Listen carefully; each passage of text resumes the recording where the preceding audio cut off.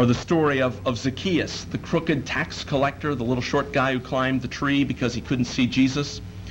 And he was so despised by everyone for being a chief tax collector that no one would have anything to do with him. No one accepted him except for his money. And Jesus comes through town and calls him down out of the tree and says, "Zacchaeus, hurry down. I have to come to your house today." And before Zacchaeus has cleaned up his act at all, Jesus accepts him and loves him. And Zacchaeus is so overwhelmed by this unconditional love of Jesus in his life that he does amazing things. He says, "Today I give away half of all that I have. And if I have cheated anyone," one of the great scriptural understatements, he cheated everybody. "If I have cheated anyone," he says, "I repay them fourfold." He writes a check, if you will. And Jesus says, "Today salvation has come to this house." He gives his money. And Jesus, knowing where that comes from out of his heart, says, "Today salvation has come to this house." Money can be the greatest asset we have in taking that step toward the Lord. But there's a flip side to that. And Jesus says that also money can be the greatest threat to our experience of him. Money can get in the way of our relationship with God. And we know the story of the rich young ruler, the one who has kept the commandments, but says that he needs more to follow the Lord. "What must I do?" And Jesus says, "Go and sell what you have and give to the poor, and come follow me." But he won't. He won't give up the possessions, and he goes away sorrowful, for he had many possessions. He couldn't have both his money and Jesus, and he chose his money. Money got in the way of him experiencing the kingdom that was offered to him. Or the story of the rich fool in his barns, the one who has got so much grain stored up in his barns that he can't think of a bloomin' thing to do with it, except use it to tear down his barns to build bigger barns so he'll be safe and comfortable in his retirement, all the while neglecting his spiritual life. His security is in his possessions, as we indeed call them securities. And the message to him is, "Fool, this night your soul is required of you, and these possessions, whose will they be?" And so it is with those who are rich, but not rich toward God, Jesus says. Money can be the greatest threat to our relationship with God. But you and I have a problem with this. We have a big problem with it. And that is that you and I, in our heart of hearts, do not think that that message applies to us. Most of us, I suspect, can think of someone else who ought to be here to hear this.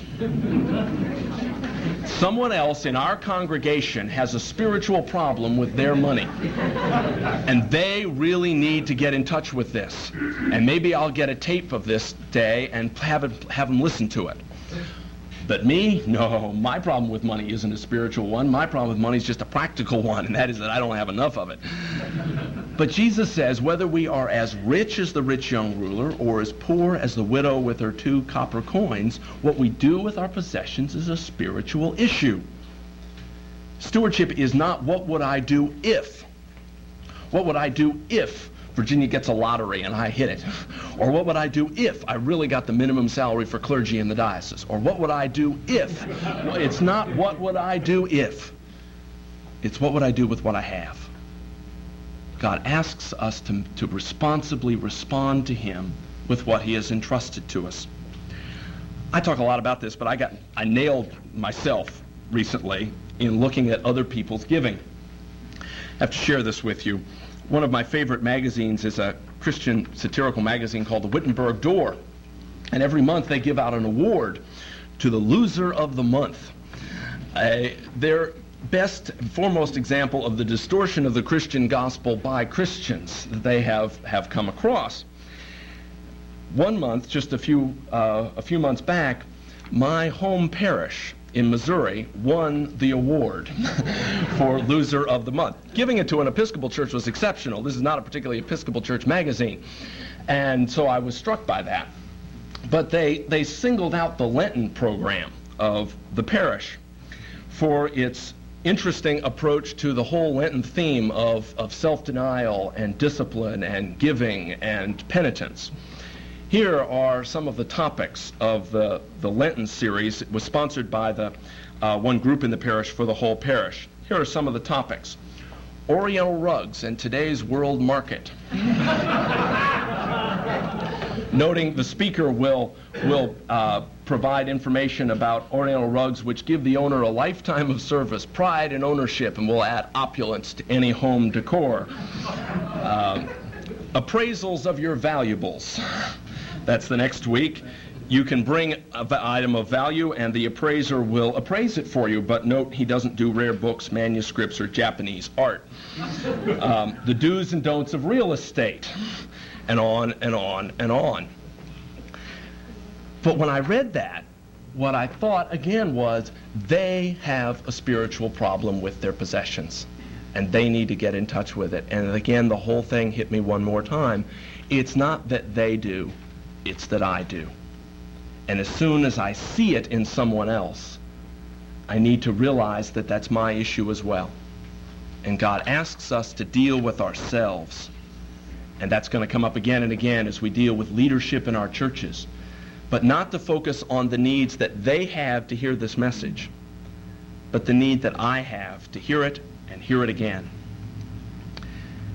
When we give, as we respond to Jesus' message to put our treasure first and our heart will follow, I'd like to read to you words from John Westerhoff. Some of you know, a noted Christian educator, friend of our bishop. He picks up on Jesus' message and challenges a great deal of what we often say in the church. John Westerhoff says, our material lives are important because they determine, as well as express, our spiritual lives. It is simply misleading to work on the assumption that if people are committed, they will give, and therefore to place our emphasis on seeking commitment. It is wiser to work on the assumption that if people give, they will become committed. We are more likely to act our way into a new way of thinking than to think our way into a new way of acting. Now, I think that has truth in it, but I want to take it one step beyond that. It has been my experience in the church that many, many people give, but you have to ask the question, to whom or to what are they giving? My experience is many, many people give to the church and become committed, therefore, to the church. Where their treasure is, their heart follows. And where their treasure is with the church. It is my belief that it is a false assumption to think that if someone's commitment is with the church, it is also with the Lord Jesus Christ.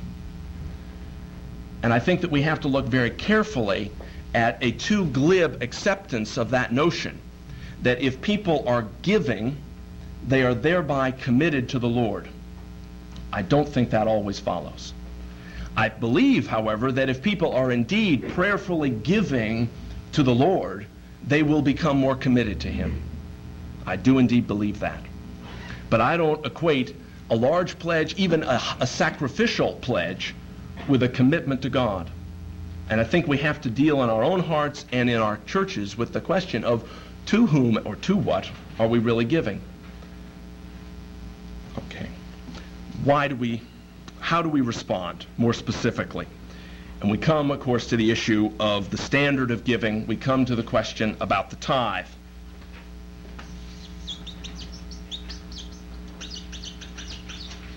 Deuteronomy 14, 22, and 23.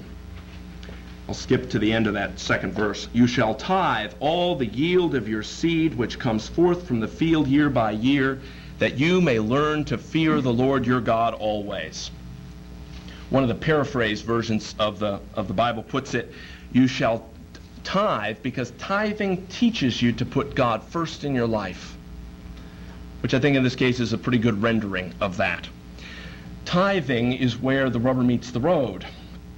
Some of you may know the story of the two farmers who were discussing their church, and Hank turns to Fred and says, Fred, if you had 100 cows, would you give 10 to the Lord? Fred says, gee, I don't know, I never thought of it. Well, sure, I'd give 10 to the Lord. He says, great, if you had 100 sheep, would you give 10 to the Lord? Sure, he says, I'd give 10 to the Lord. He says, well, if you had 10 pigs, would you give 1 to the Lord? And he says, that's not fair. He says, what do you mean it's not fair? He says, you know I have 10 pigs. When we talk about tithing, it's when it gets real for us. It ceases to be lip service, which we can all learn. We can all learn all the right words about God as the author of all that I have and I give in thanksgiving. We can learn those words. At some point, though, we get down to reality of how do we act, how do we respond. I want to tell you a little bit about my story. Not because my story is more important than anybody else, but perhaps you can identify with some of the issues involved. I got involved in stewardship the way I suspect a lot of you did, or the way a lot of you have got involved in other things in the church, and that is that I shot my mouth off once too often in a meeting and was put in charge. I was on the executive board of the diocese, and somebody was making some statements about stewardship education in the diocese and the need to tell the diocese that if they gave more money, we'd promise to send it all to the national church. And I thought that was somewhat deficient theologically and lacking something as a practical approach as well, and proceeded to say so with more vehemence than with eloquence. And the problem was the person I was disagreeing with was Bishop Hall, who in his wonderful, gentle way just smiled and looked over at me and appointed me a stewardship committee of 1 for the Diocese of Virginia. We had not had a stewardship committee in the diocese for some 6 or 7 or 8 years. And I was appointed a stewardship committee of 1, told to carry out a stewardship education program for 167 churches in the next 90 days, and was given $50 with which to do it. Those were the good old days. And I, of course, panicked. I got on the phone to the National Church stewardship officers and screamed and begged for help. And they were polite but evasive, because the National Church stewardship staff and all the other National Church staff can only come to a diocese when they're invited. And here was I, an assistant in a parish, and who on earth is this guy? And certainly he's not speaking for the Diocese of Virginia. And they sort of said they need to check their calendars and they would call me back. And I know they called the diocesan office, because they called it back about 5 minutes later. And I'm sure they were told, yes, we know, but he's the best we've got, because they were, when they called back, they couldn't have been nicer, and invited me to New York. And I blew 48 of my $50 on a shuttle ticket to New York, and sat down in the office of Tom Carson and Harry Free, who were the 2 stewardship officers at the time, and said, help, we're broke in the Diocese of Virginia. At that point, giving to the Diocese of Virginia from the parishes had gone up a total of 12% in 12 years. And everybody was crying about money. And I said, we're broke, and I've got 167 churches, and I've got 90 days, and the clock is running, and I've used 48 of my $50, and we need some help. And they said, gee, we really would like to help you. Tell us about your approach to stewardship. And I said, well, what I'm concerned about is we've got 167 churches and 90 days and no money, and we're broke. And they said, yes, we understand that, but tell us about your stewardship and your approach. And I said, well, I'd really rather talk about we have 167 churches, we have no money. And they said, no, you got a problem. You need to talk about your stewardship.